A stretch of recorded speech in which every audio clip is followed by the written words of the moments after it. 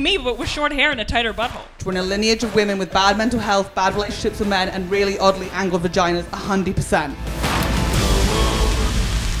Family, or as I like to call them, material. My family are great. They're fun, they're outgoing, they're loud, and they love a bit of animal print. They love it. Zebra, tiger, leopard. In fact, when my family get together, it looks like an amateur production of The Lion King. And it seems I'm not the only one that gets inspiration from their nearest and dearest. Our next comedian is the very funny Helen Bauer. I only lie because my mum's a liar. It's a learnt trait. It's 100% her fault. Like, if I have a headache, she'll have a brain tumour. Do you know what I mean? She's always going to be that one step ahead. It's like, you win again.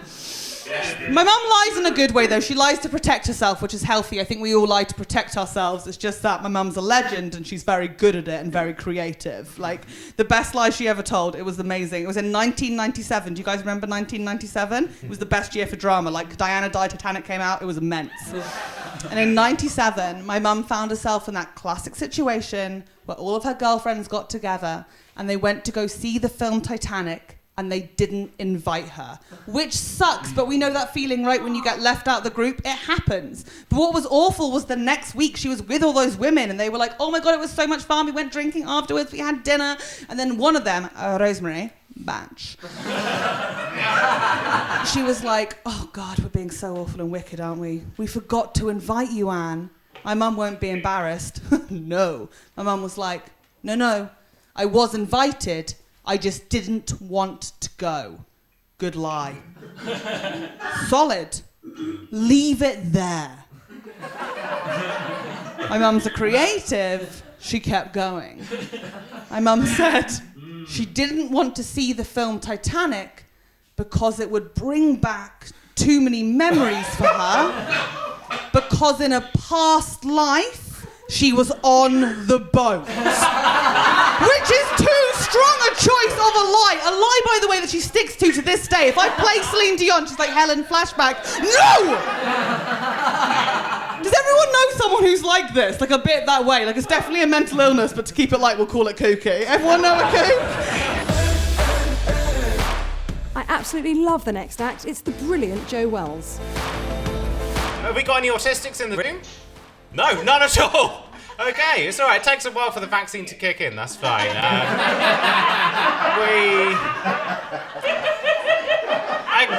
I can perform to you not autistics too. I care about not autistics. My brother is not autistic, but he's like very severely not autistic. You know? He's got all the not autistic symptoms. He loves making eye contact. He's really into loud noises. He can't do maths. And I know that's wrong for me to say that. I know that's a stereotype. It's a stereotype that not autistic people are bad at maths. A lot of you can be really good at maths. With the right support, you can achieve anything. I think it's important that we talk about our family members who are different, but particularly the moment coming up to May, which, as you will know, is Non-Autism Awareness Month. That's in May. It's also in June and July, August, September, October, November, December, January, February and March. But my brother is not autistic the whole year. He's not autistic through April as well. And I try and, raise awareness because particularly where he's a not autistic man. And I think I want to challenge the stereotype that only women can be not autistic. There's actually lots of not autistic men as well. And he's absolutely incredible. I shouldn't say not autistic as well. I know that's not the politically correct thing to say. I have to say my brother has an autism deficiency. That's the thing I'd say. But really, there are no limits for him, He had... by the way, I want to challenge this. My parents loved us both the same. They loved him, they supported him, they gave him the MMR vaccine, that's supposed to help, but I still turned out not autistic, but you can do incredible things if you're not autistic. You can. He went to university, which I think is an amazing achievement for a not autistic person to go to university. I mean, it was difficult for him. The library was very kind of underwhelming for him. Had to have special noise amplifying headphones. Just two megaphones stuck to a hairband, but it helped him to relax. And I just think it's amazing that he went to university. I mean, obviously he had to have like a specialist course that was adapted to meet his needs. It was called Film and Media Studies. But Oh, she's such a funny lady. It's Olga Koch.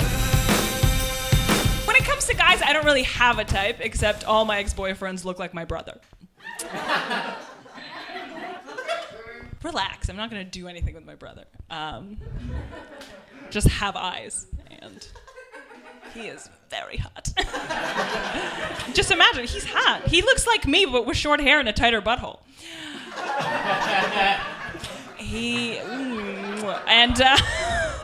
Okay, so my brother is 17, not one I won't bang him.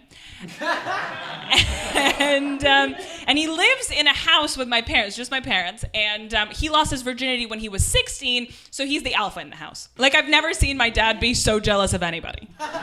My parents are doing my brother's homework just to hang out with him. And my parents are going through a midlife crisis, so there's 3 people living under the same roof going through insane hormonal changes. There's like 3 teenagers living in the same house. Like, my dad locked himself in his own room for the entirety of Christmas Day because he didn't like the tone we were taking with him. Wouldn't even come out for meals. My mom called me 2 weeks ago and asked me if I've ever heard of a band called Radiohead. I can't spend more than 15 minutes in that house. Everything is sticky.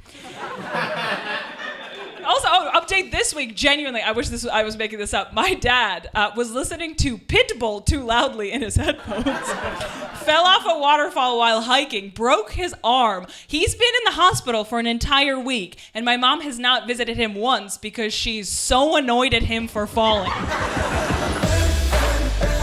Like, my mum, she loves drama as well. She called me up this time last year and she was like, Helen, there's something I need to tell you. I've been so nervous about it. I don't know how to say it. And it's always terrifying when someone says that. And it's like, oh my God, no, you can say it. She's like, I don't know how to say it to you. And it's like, just say it, I won't mind. And it's like, I will mind. Like, if she looks at me wrong, I cry. But either way, she was like, Helen, I've got ghosts. Plural. I'd like to really quickly point out my mum lives in a new build next to Fleet service station on the M3. She does not have a ghost, let alone plural ghosts. And what's so pleasing is by the time I spoke to her, she'd already hired a clairvoyant called Trish. Which, like, I don't want to be mean about Trish's because I love a Trish. Like, Trish is great. Trish can do loads of stuff. Trish can get divorced, she can go Mallorca, she can have stepkids. Big fan.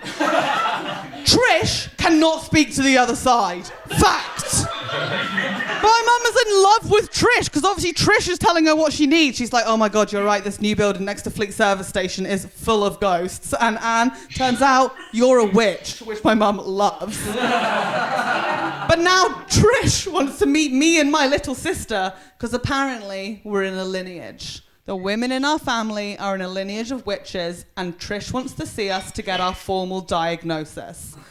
Now, I don't want to argue with my mum. I've learned it's not a good idea. I agree.